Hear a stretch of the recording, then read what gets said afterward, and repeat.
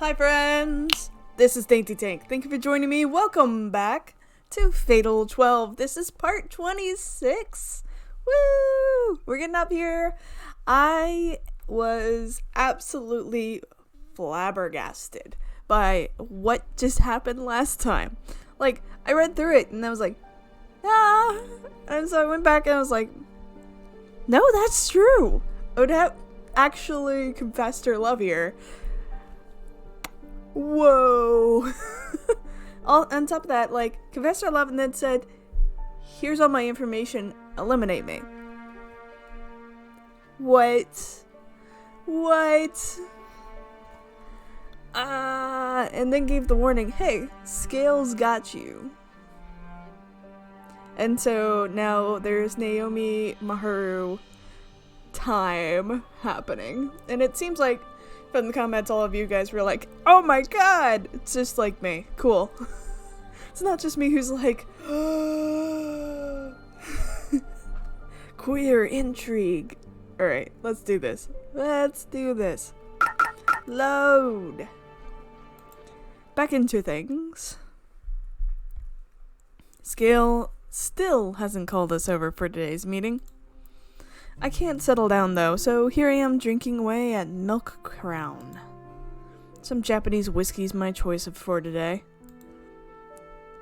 The name's one simple kanji. I could read it thanks to having my card book on me, but I forgot the name itself thanks to not being too familiar with it.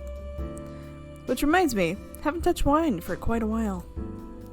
I was always with Odette whenever I had it, so I probably bring back memories of her now. And I gotta be honest, I didn't mind drinking and arguing over stuff with her. Still, I'm the one who betrayed her. What kind of dumbass gives themselves a guilt trip about it at this point? I don't got time for that. I want to live. What I did was the right choice to make that happen. I already have her cause of death. It's just a matter of time before I get a regret too. If this ain't things going smoothly, then I don't know what is. Jeez, buddy. So hard. Oh, great. You can see I was reading comments.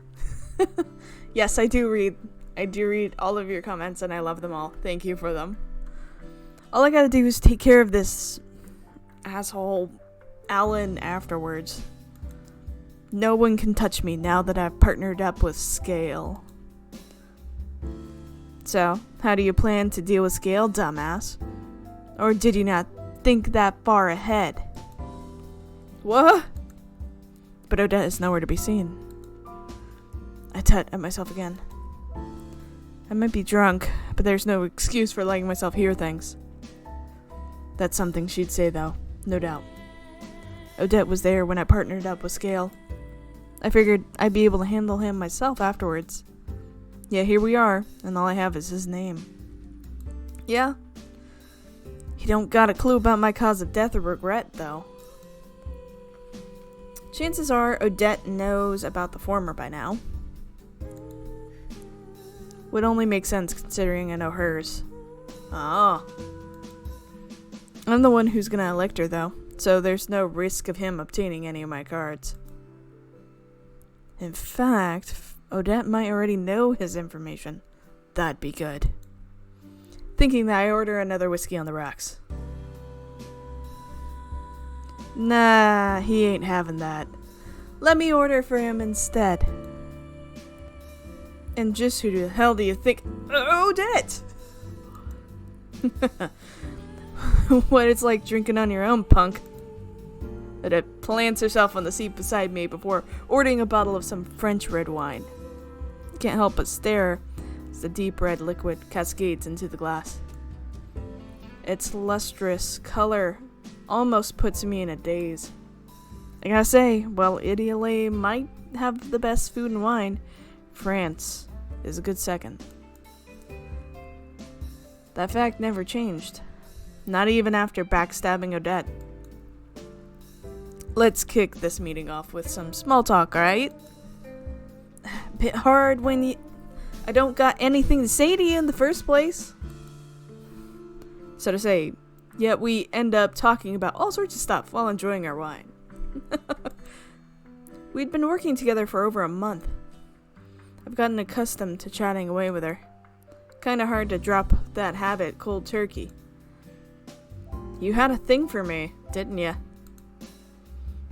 Odette brings up an odd topic out of nowhere right around the time we finish our first bottle. Sure sounds like something a kid in school would say. I ain't no kid though. That would be enough to throw me off. That won't be enough to throw me off. Don't flatter yourself. Ain't no freedom with a woman like you. Really? To me, it seemed like you'd gotten used to being on my leash. Oh! Whoa! Almost like you'd been in a similar relationship once before. Now you're just talking crazy. You and her ain't nothing, I cut myself off before glaring at her. The flickering lights in here are starting to piss me off. You set me up, didn't ya? See you later. Put the bill on his tab for me.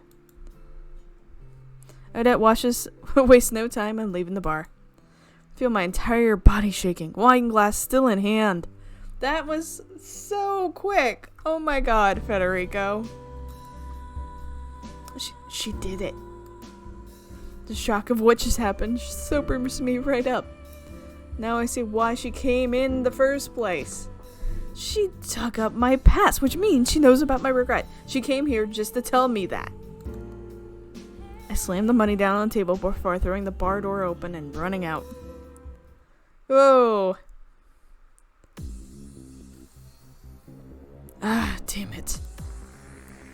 I can't hold my frustration in after I get back to my hotel. Kick the sofa over and punch pillows out the bed. I'm just letting all my anger spill out. This ain't good at all. Scale better have the info I need, otherwise I'm screwed. Can't fend her off so long as I've got the info I need on. Catch myself mid-panic.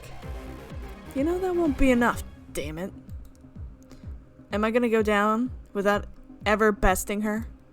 Assuming we end up electing each other, chances are we'll cause a standstill. The cards that we both hold will disappear as a result, meaning we won't be able to carry out any elections in the future. Now I'll be living in fear of her. Now I know what I need to do. I gotta eliminate her, no matter what. It's vital to me. If I can surpass Odette, then I can crush Scale as well. That's the conclusion I need. I reach as I clean up the hotel room that I just trashed. At least you cleaned it up. Glad for you cleaning that up. Back to Rinka. Hi. Spent the rest of yesterday reading through what I'd grabbed from the library after closing up the shop for the day. This time around, we focused on material with information about old book designs, but nothing of note stood out.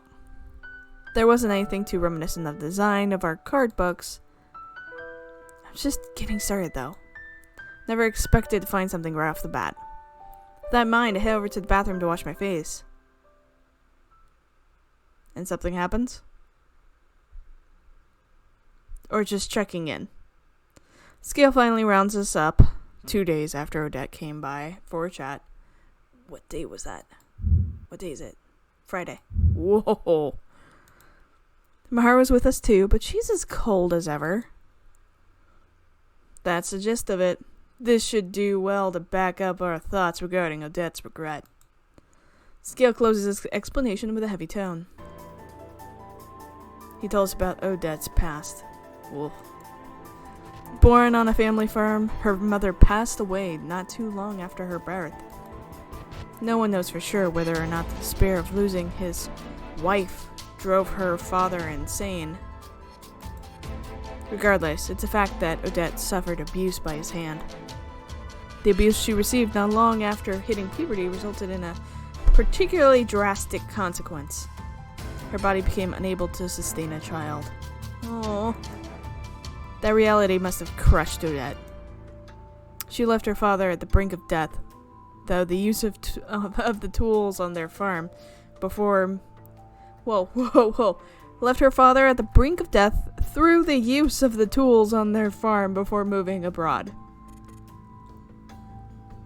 Like hoes? Pitchforks? Oh my god. She made it to the point. Yeah, she made it a point to live by a port in order to erase her memories of farm life. There, she met a man in charge of a shipping company, which led to her spending most of her days at sea. The man took quite an interest in her, similar to how she considered him akin to a parent. Her hearty personality and knack for the job quickly led to her being regarded as a fine member of his crew. None of the ship were aware that Odette's recklessness was spurred on by the lack of attachment to her own life, though. Odette's regret only grew as she aged, so she made an effort to work hard and enjoy the present as much as possible. Granted, all of that is just prerequisite information in regards to learning her actual regret. Looks like her father's still alive. She even managed to speak to him directly, it seems. Of course, the trauma from his own daughter's attack on him took its toll. Apparently, he's in a mental hospital now. Miharu kept her head down the entire time Scale was talking. It must hit close to home, considering they're both women. Oof. That's what you think, Federico? Not she already knew all of this? Giving birth, huh? Well, there's the card. We got it. It's a rather worthless regret for someone who mouths off as much as her. Scale mutters something to himself, but I can't quite catch it. More importantly, I finally got hold of all her cards. Just looking at this new one has me giddy. Done it, at last! Finally got all her cards. I try my best not to grin like an idiot. I don't give a damn about her past. That's not enough to change my view of her. I don't have a future to speak of if I can't surpass her. All that's left now is finally stand toe to toe with her. All that's left is to elect her. She may elect me back, but I can't let that possibility stop me. That friend of yours is quite something if they could gather that much information in just a few days. Haha, thanks. Thank you. Shame I can't tell you too much about my source, though. We'd be getting a bit too deep into my own identity. Miharu responds with a quiet nod. She looks pretty exhausted now that I take a proper look. Talk about putting a pretty face to waste. That said, she's right. I don't know who this friend of Scales is, but they gather intel like a beast. That leads me to a thought. This guy's got so many connections, then that means plenty of people know him. These two keep acting all calm and collected, but that ain't gonna last long. Once I surpass Odette, they're next. Okay. What about Alan with all of this? Alan's still a thing. Right? Saturday. Why are you at school? Saturday rolls around without anything resembling progress for us. I do what I can to reach the truth about divine selection, but there's far too much information out there regarding design concepts and such. Doesn't help that I'm not too familiar with the history in the first place. Part of me is ready to give up. I tried taking a picture of my card book and doing a reversed image search, but nothing worthwhile popped up. I'm honestly starting to feel like I'm at my limit, but I can't just throw in the towel.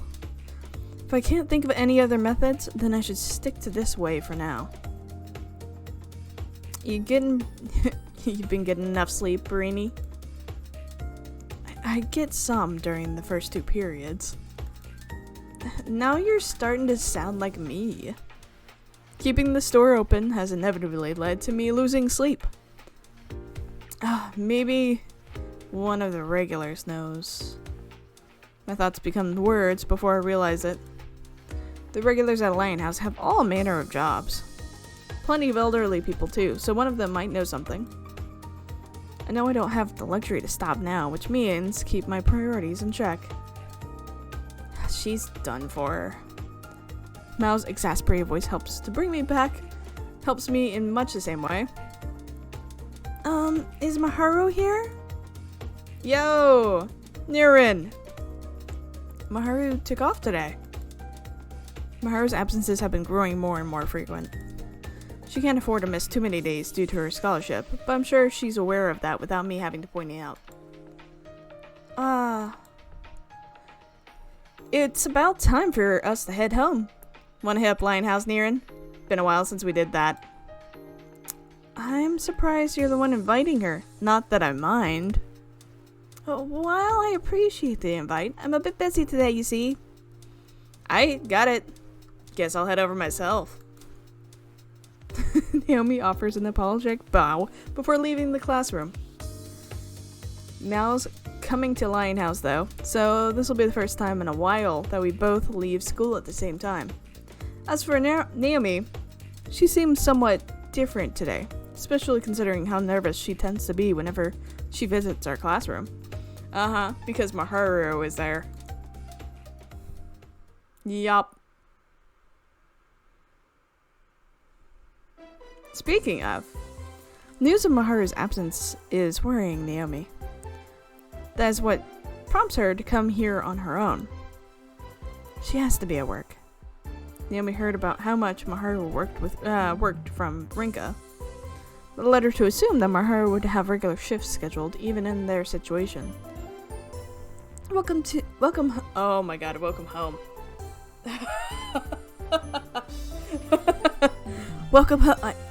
Leave. Coincidentally enough, Naomi comes across Miharu the moment she enters.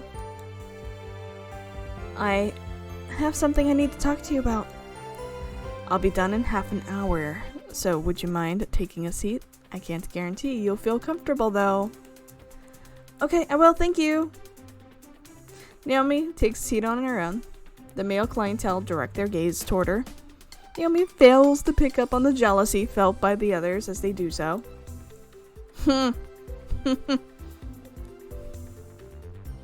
Roughly half an hour later, Miharu returns in her school uniform and plops down in front of Naomi.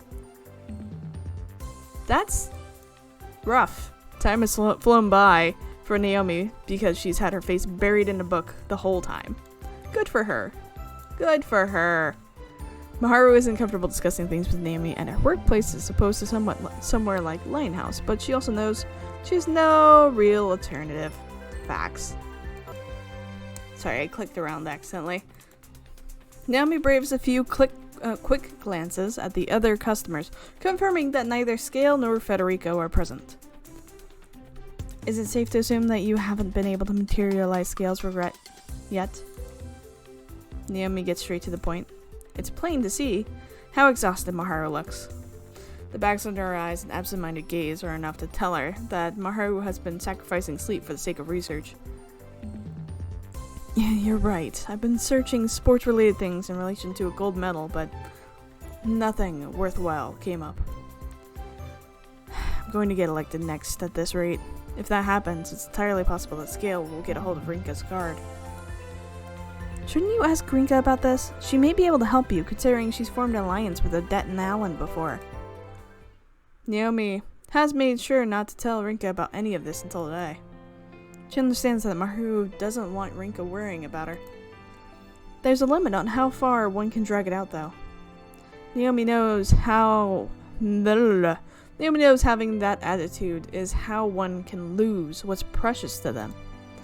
In her own case, it was her life that she lost, so she knows this better than anyone. Point. That's actually a really resounding point. Rinka should be able to do something. She was able to save even my life after all. I can't. Not just because I don't want her to worry, but because that could also lead to the other participants getting their hands on her information. Miharu's immediate answer pains Naomi. She casts her head down, shaking it multiple times. She doesn't want her feelings to pour out all at once. She wants to explain things bit by bit. That's why she takes her time before looking back up to at Miharu. That's unimportant now. Rinka won't care about the risk. She'll do anything she can to help you. I don't want to see her throw herself into danger either, but she's the type of person who's willing to do whatever it takes for what's important to her, regardless. Seeing her work so hard hurts me too. It makes me wish I could help out more myself.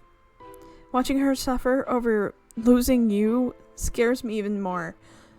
I wouldn't be able to handle it. Naomi's words take Miharu back. They remind her of Rinka's despair over losing Naomi. Miharu opted to work with Scale to eliminate you precisely because she couldn't handle seeing Rinka like that. However, Rinka put herself in significant danger to eliminate you. That's why Miharu is resolute in not wanting to allow that to happen again. That's not all. The relief she felt over Rinka's joy that Naomi was alive was undeniable. The foundation of Rinka's happiness has become clear to her. Even so, if asked to balance my own life against hers... Now Miharu's gaze is the one downcast. It isn't often for Naomi to see Miharu speak without confidence. That's why she puts every ounce of kindness she has into her next words. Most importantly, I don't want things to continue like this. If you're eliminated, then all of our time together will be undone as well. If that happens, then... She stops to take a deep breath before continuing. I'll cry so much, then I'll shrivel up and die. Oh well, that'd be a shame. Miharu notices that Naomi's attitude toward her has changed. Not to mention the fact that Naomi herself hasn't noticed. Miharu smiles and then nods her head. You might be the one who's changed the most out of all of us. Let's go to Lionhouse then. Your tears don't have much effect on me, but upsetting Rinka certainly isn't something I want to do. Thank you. Naomi offers her thanks to Miharu with a look of relief on her face. She finishes her previously ordered cafe au lait before brushing the tears from her eyes. Meanwhile, at Lionhouse. They make their way to Lionhouse together after that. No one's here. The lights are off too. It's a bit early for her to have closed up for the day. This feels suspicious to Naomi, who had overheard Rinka and Mao's conversation earlier in the day. Part of her begins to worry that something's happened. Oh my god, did we finally get back to Alan? Make my way over to the base we used to prevent Yu's attacks a week prior. The desolate view and dry wind almost feels nostalgic. But to be more accurate, it's Odette who brought me here after showing up at Lionhouse out of nowhere. It was my choice to come, so I can't quite say I got dragged out here. Yo! Alan! What do you want? No, haven't you heard? A little birdie told me that Scale's paparazzi friends have connections up to you too. Odette told me very little on the way here. I'm going to get eliminated soon. Ain't no changing it. So I want to settle things with you right now. That's about all she told me. Alan remained silent, displaying as little emotion as ever. Settle things? Why are you here, Rinka? Why? You were outmatched with the both last time. Now, even more so. That's right. We only got to fight the old geezer's place, so I don't know which of us is stronger. Your role here is to observe the result, Rinka. The first one to throw in the towel loses. It ain't gonna be me. What makes you think I would agree to this? I only fought you back then, out of necessity. Who needs a reason? Technically, us a lot can't spew that you only live once garbage adage. But hey, enjoy this immortality while you can. Besides, ain't no chance you'll be able to bounce back if you run with your little tail between your legs now. What's with all of this? Why? It's my last chance, so dance with me, kid. The cold tone through which Odette's words are delivered frightens me. I may know that she's easy to talk to now, but that cool-headed attitude of hers is still scary. Maybe this is the killing intent that gets mentioned in books and films. There's one thing nagging at me, though. You're gonna be eliminated? Why is that a surprise? Well, I mean, it's you, you know? There's no way I wouldn't be surprised. Miharu has told me plenty about both Federico and Scale, but I never thought that they would be able to eliminate her. She may tread a thin line at all times, but I can't imagine her making a misstep. In fact, it's more likely to run full steam ahead, laughing all the while. Facts. Yet again, you feel compassion. How very like you. Thanks, Alan! That's not quite it. You're awfully kind towards her yourself.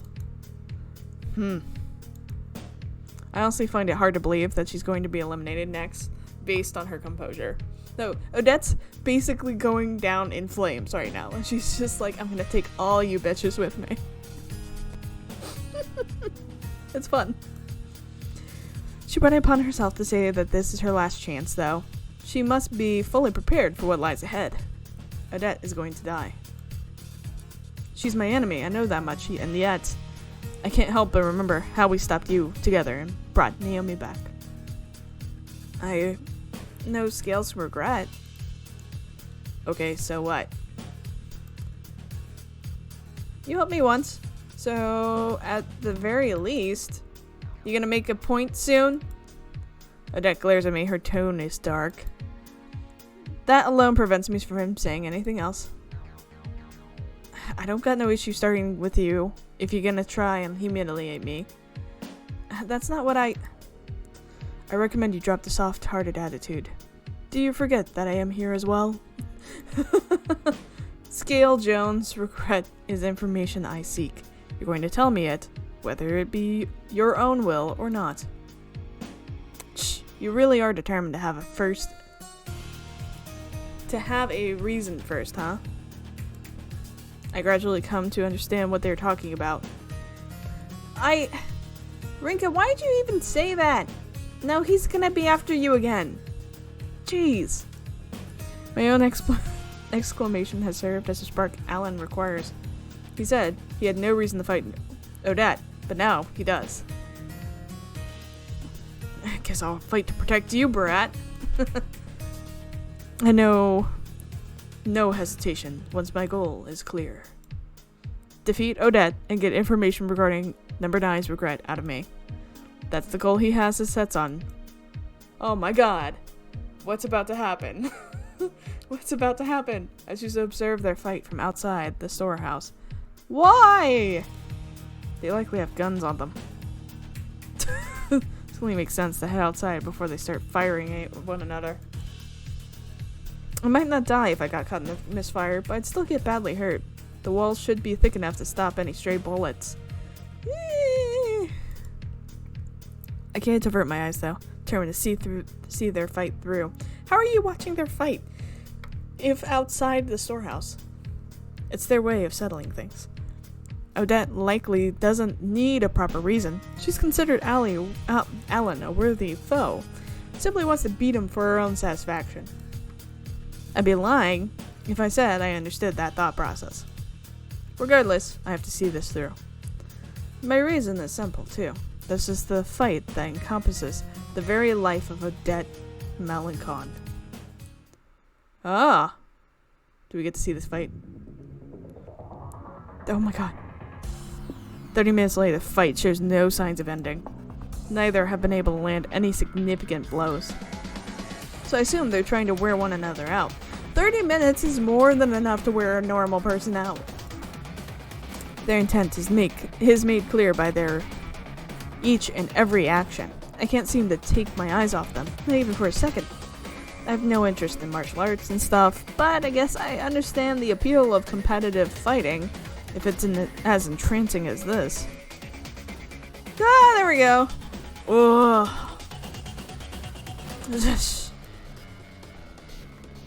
Not only have they both lost their guns now, but they have also destroyed them. So they lost their guns and also destroyed them? How they manage that, I'll never know. I've handled one myself now, so I know precisely how sturdy they are. Both have blades on them too, but even those have been broken. The weapons seem almost useless though. Not a single bullet or knife wound has been inflicted on either of them. Both are sweating profusely, but they clearly have much more left in their tanks. Wow. Another 10 minutes pass.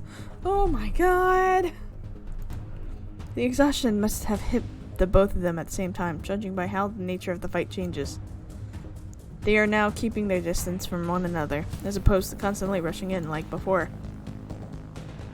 Odette is the first to step in and attempt to drag the fight out to a stalemate it has reached. She must have put all the meager energy she recovered into her act. She launches a massive kick at him, outside of his blocking range. He manages to avoid it, albeit barely. Following that, his fist connects with Odette's face. Or so it seems.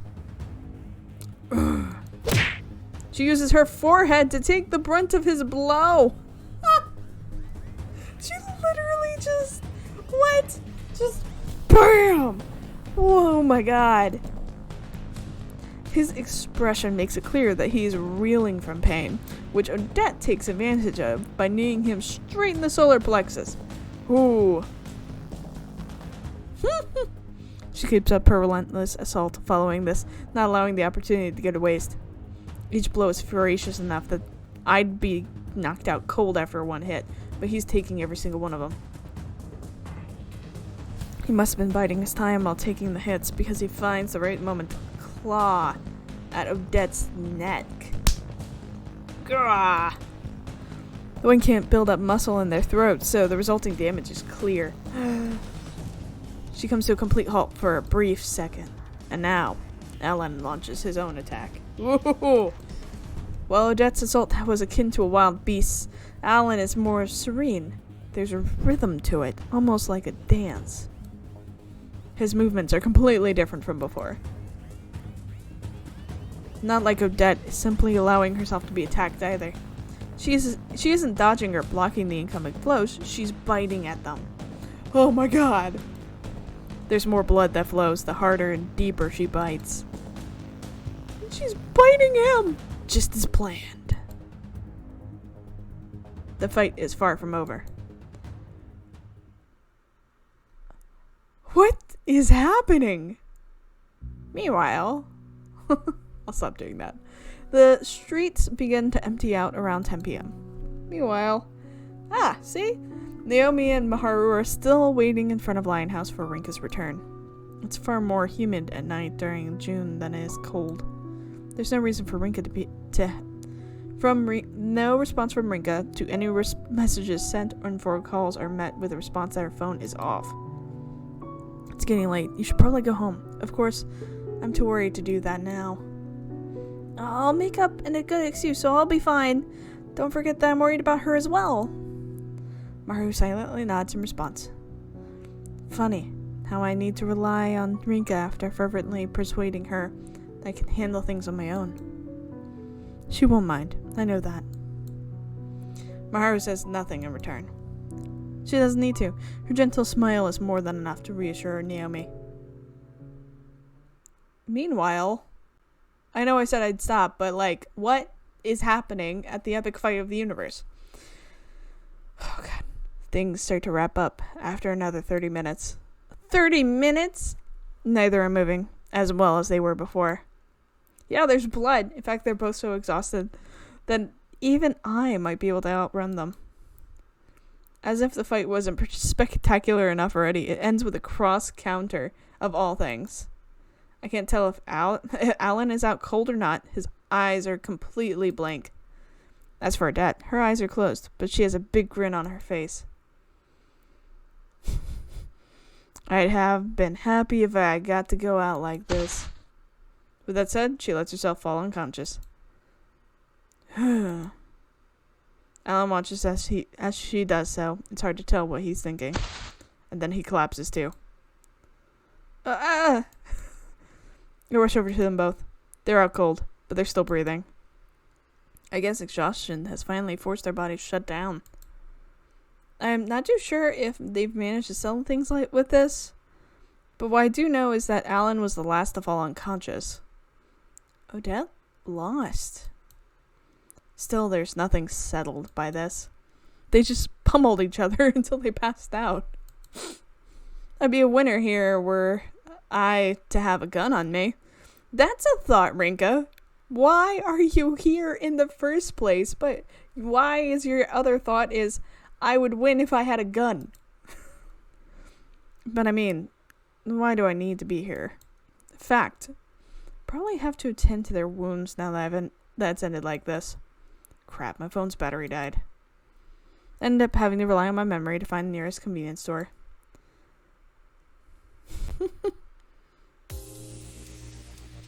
Once I do, I grab a first aid kit, some food, and some water to bring back. A journey there and back takes around an hour. Odette's gone by the time I get back. She must have left the moment she woke up, despite having no energy whatsoever. She's crazy. There's one thing I can say for sure, though. That moment when she collapsed is probably the last time I'll see her in the real world. She really has a free spirit right till the end. Unlike Odette, someone else is still collapsed on the ground. Is he sleeping? Alan still hasn't come to. I should go home. After I say that, I wipe off Alan's sweat and place a cooling pad on his forehead. Then I put another towel around under his head as a makeshift pillow. This guy's just as crazy as Odette. His profuse sweating and bright red face worry me. I know what he wants to get out of me, but can't just bring myself to leave him in this state. Seeing him laid out like this makes him look younger than usual. Probably due to his height and build when standing. I can't even tell the time since my phone's dead. I can tell that I'm hungry though, so I make my way over to the corner of the storehouse to eat the food I picked up. I wonder how many people would react if they saw this. Take a moment to consider the fact that I've become anything but a normal person before chowing on my food. Yeah, quite a bit. What? Whoa. Alan finds himself dreaming. It is the first time he's had a dream unrelated to the Court of Fate in a long time. You're always so reckless, you know that? It is a dream entwined with his past, a past of great importance.